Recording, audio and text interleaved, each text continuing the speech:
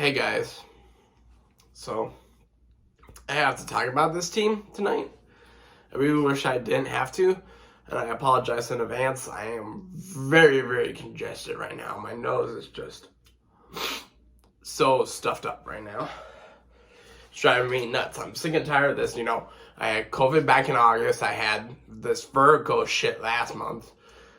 I'm done with this sick shit. I've had more sick days this past 6 months than I've had the past 5 years. Like, my immune system has just gone to shit for some reason. I don't know why. It's bugging the crap out of me. Sorry, I know that was disgusting, but okay. Getting down to business. Yeah, Wolves lost to the Trailblazers tonight, 133 to 112.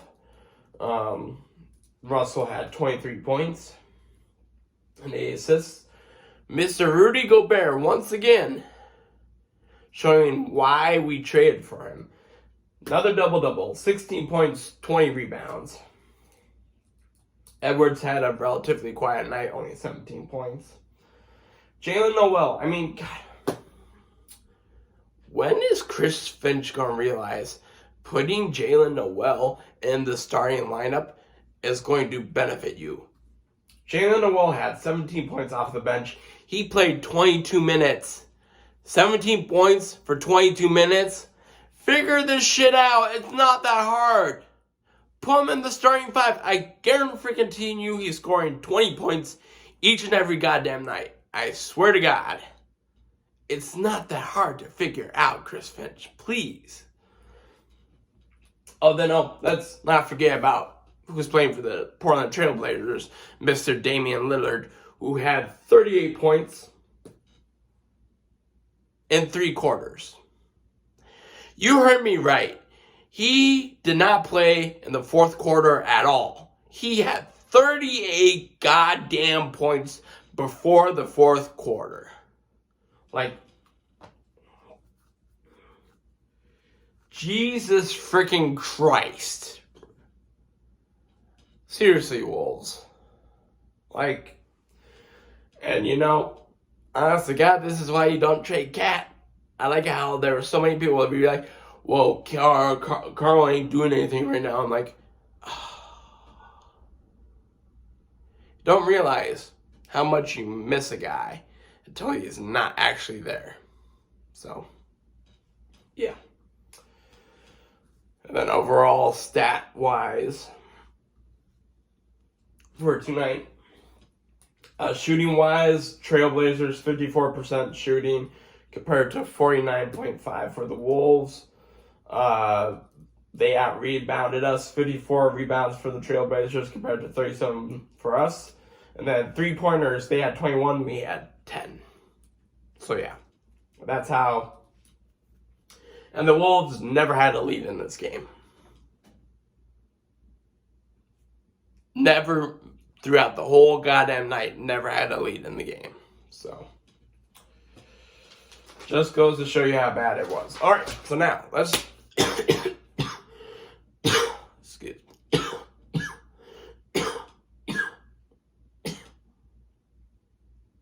God fucking damn it. You see, I'm sick of this shit.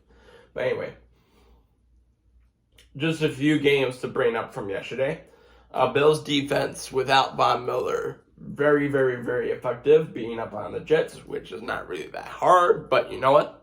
Hey, divisional games are always competitive, so good on them. Oh, the Dallas Cowboys.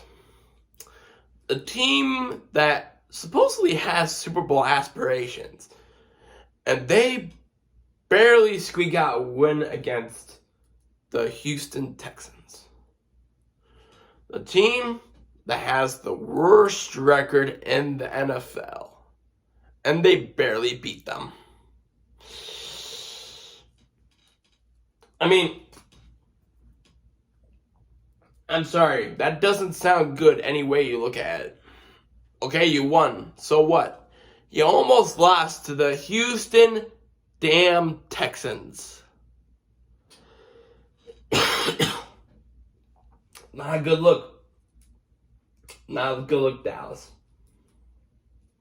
And speaking of which, Dallas's next opponent, the Jacksonville Jaguars, beat up on the Titans. So the Jaguars actually look pretty good right now. Who knows? Who knows? I can imagine the X-Files theme song playing, I should download that and use it as my part of my sound tape. So anyway, moving on. So speaking of the Titans, they're going to lose in the first round. They probably would be the number 4 seed, most likely, because you got Buffalo and you got Kansas City. They're going to be 1 and 2. Whoever wins the North will probably be number 3. Right now, it's looking like the Bengals, but the Ravens are still playing pretty good. So, Titans are probably heading for a first round exit, most likely. Eagles showing once again they could just beat anyone's ass. They whipped up on the Giants, and honest to God, the Giants 6-1 start. That's a mirage. It reminds me of 6 years ago when the Vikings started 5-0 and then finished the season like 3-8. So the Giants might narrowly get into the playoffs, probably as the number 7 seed. But look at the remaining schedule. They have another game against Philadelphia. Next week they play Washington. They do not have an easy schedule. They have to come here and play us. It's not looking good for Giant fans. The Chiefs beat the Broncos barely, despite the fact, I was fantasy watching my man Mahomes and my man Travis Kelce. They went up 27-0. I'm like, oh my gosh, this game's over. There's no way. Then what happens? Oh, Mahomes throws a pick. Oh, okay. What happens? Oh, Denver scores a touchdown out of it. And then what happens? Oh, Mahomes throws another pick. Then what happens? Oh, Denver gets a touchdown. That happened 3 goddamn times. And it all led to points for Denver. Kansas City ended up winning 34-28. But you can see,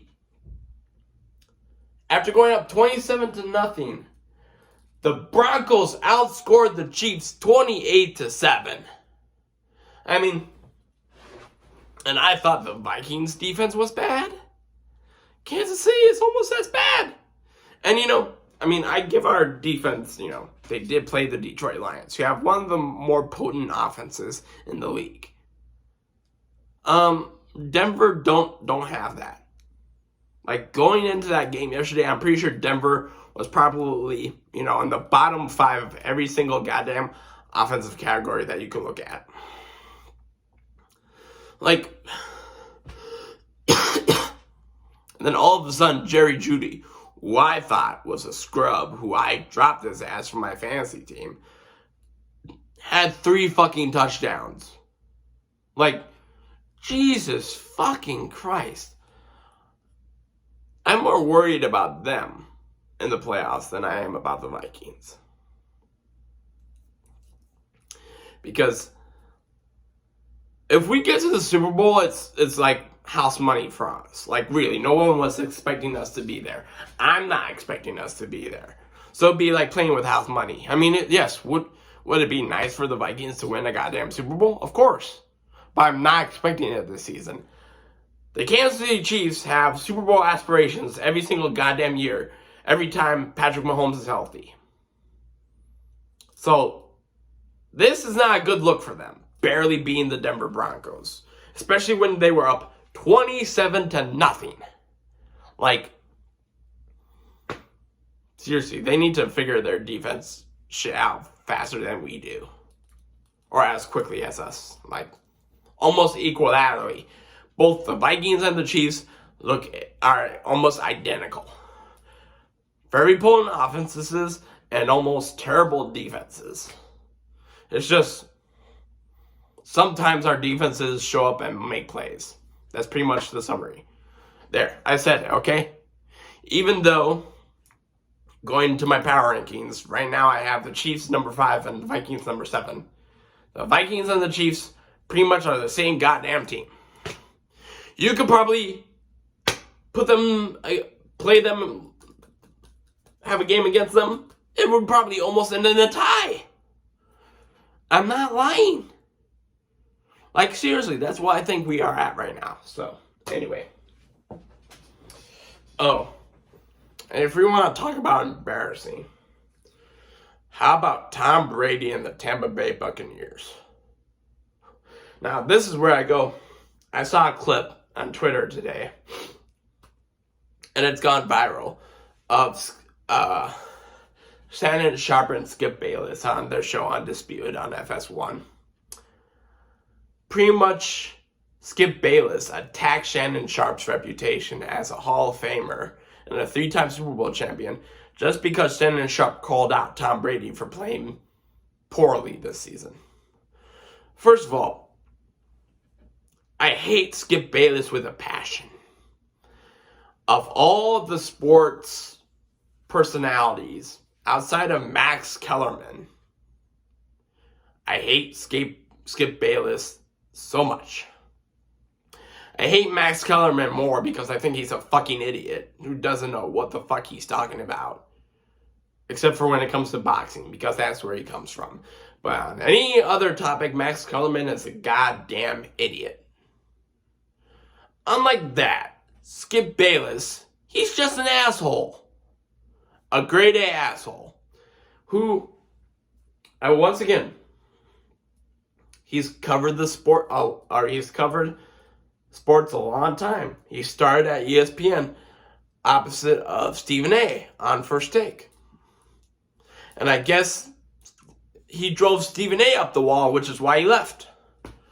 And went over to FS1. And honestly, God, why is Shannon Sharpe putting up with him? I mean, first of all, Shannon Sharpe probably, at least I would say, top 5 NFL tight ends of all time. Top 5. Hall of Famer, 3-time Super Bowl winner. Those credentials means that he knows football just as well as anyone else. I would put him above Dan Orlovsky because, I mean, yes, Dan Orlovsky played in the NFL, but he has not won a Super Bowl. I would put him above, well, okay, Ryan Clark. I put him above Marcus Spears. Sorry, Swagoo. I love you, but I put Shannon Sharpe's opinion above yours. The fact that goddamn Skip Bayless went out after him personally. Skip Bayless, honest to God, is one of those guys I want to just take his head and bang it against the wall. He is such a grade A asshole. This is why I don't watch FS1. At least, I don't watch Undisputed. I can watch The Herd with Colin Cowherd because Colin Cowherd is actually hilarious and fun to watch. I barely watch him. I usually like my ESPN shows, but I barely watch him. Skip Bayless. Oh, I just sometimes just want to take his head and bang it against the wall. And you know, outside of the fact that he's a Dallas Cowboys fan, just swear to God, sometimes he is just a grade A asshole. So, yeah. Buccaneers. First round exit. May not make the playoffs. I still swear to God think the Week 18 matchup between them and the Atlanta Falcons is what's going to decide the division. And then, heck, if the 49ers can do that with Brock Purdy and Brock Purdy looks that good, I mean, they're in my top 5. They're number 3 right now. I'll go over my power rankings really quick, at least the top 10. 1 Philly, 2 Buffalo, 3 San Francisco, 4 Dallas, 5 Kansas City, 6 Cincinnati, 7 Minnesota, 8 Baltimore, 9 Washington, 10 Miami. So yeah, San Francisco is currently my number 3. As well deserved. If you can beat up somebody like that, not to mention Deebo Samuel went out as well. Like, how does a team who lost Trey Lance, went to Jimmy G, lost Jimmy G, George Kittle hasn't been healthy the entire season, now it looks like they'll be without Deebo Samuel for a good stint of time, maybe the rest of the regular season. He might return for the playoffs, but still. How does a team with all these injuries look this good? It's the mystery of the NFL right now. How are the 49ers this good despite all their injuries? I mean, yes, they have McCaffrey. They have a pretty good defense, but still. Like, how? And I'm sorry, I did not assign genius status to Kyle Shanahan yet. Not until he wins the Super Bowl. As we've seen in the past, he can be successful. He can make a deep run to the playoffs. He can make it to the Super Bowl. But until he wins the Super Bowl, I'm not assigning him genius status. So, yeah, moving on. Oh, yeah. Excuse me. And the Chargers beat the Dolphins on Sunday night.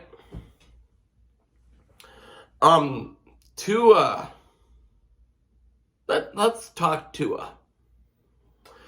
Tua went 10 for 28 for 145 yards and 1 touchdown. Like, what? And the Chargers were without so many defensive starters. How did Tua look that bad? Like, so, yes, no. I think Buffalo's the favorite to win that division now, obviously. And they could probably clinch it, beating, Dolphins next week. But if I were the Dolphins, a performance like that from Tua against a team that was without a lot of their defensive starters, I'd be very, very concerned. So, yeah, that's all I'm going to say on that. I kind of already briefly talked about my power rankings. I went over my top 10. Outside of that, not many major changes. The Chargers didn't make a significant jump after beating the Dolphins. They went from number 20 to number 13. Not really any significant drops. So, yeah. I can just here. You guys can just read it from top to bottom.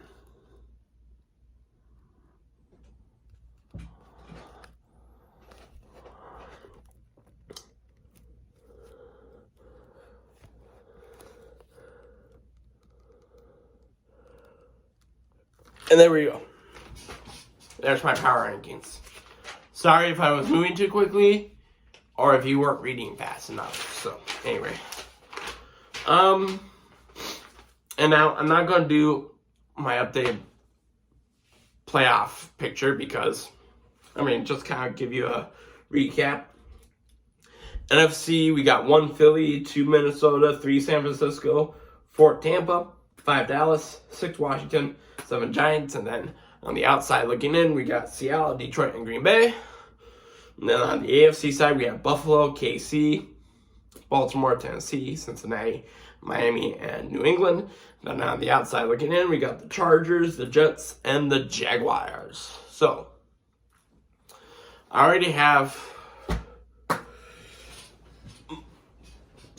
my picks for next week. So, might as well go over them.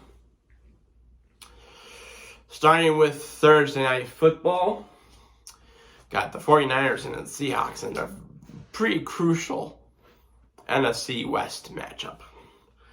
I think it's going to be a good game, but I think the 49ers, should be able to win it. I'm going to say 49ers by 6. Got Baltimore and Cleveland. I'm going to say Baltimore 7. Buffalo, Miami, Buffalo by 4. Philadelphia over Chicago, easy, +10. Atlanta over the Saints, 4.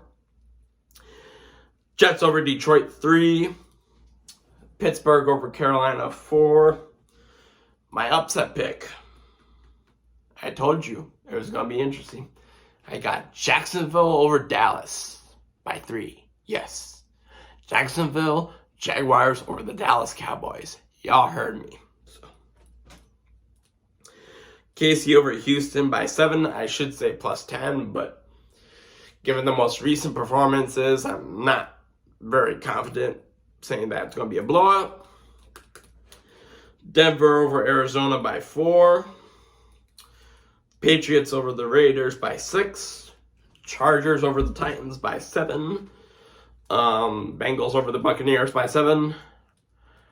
Washington over the Giants by 4. Next Monday night, got the Packers over the Rams by 6.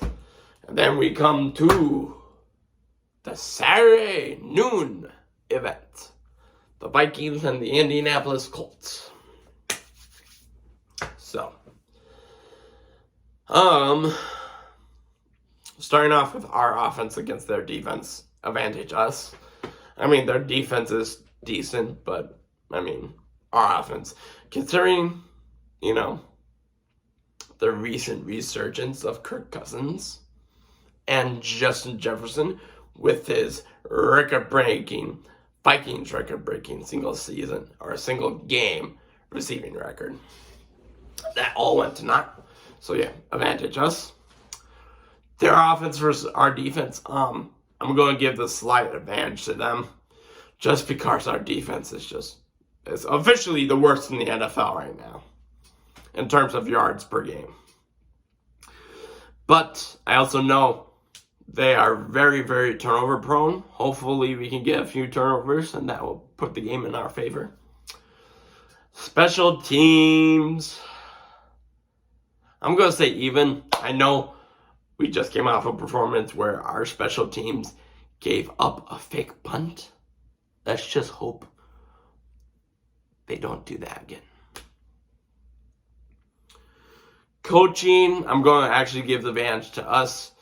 Jeff Saturday and Kevin O'Connell, they both played in the NFL, but Kevin O'Connell started at the beginning of the season while Jeff Saturday came in during the season. And while I love Jeff Saturday, respect him very, very much, I'm going to give that to Kevin O'Connell. X Factor, us, it's here in Minneapolis. Just one more win, and we clinch that division title, and we don't have to worry about that for the rest of the season. So, and then with that, oh God.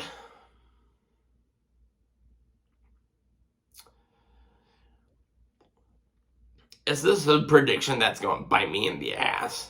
I mean,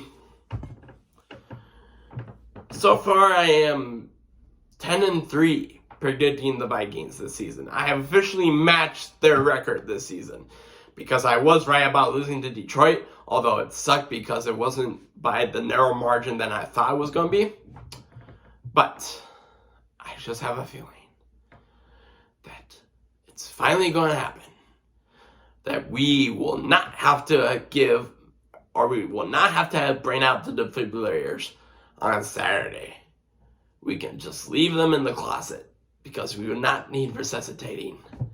I predict the Vikings will beat the Indianapolis Colts by a score of 27-17.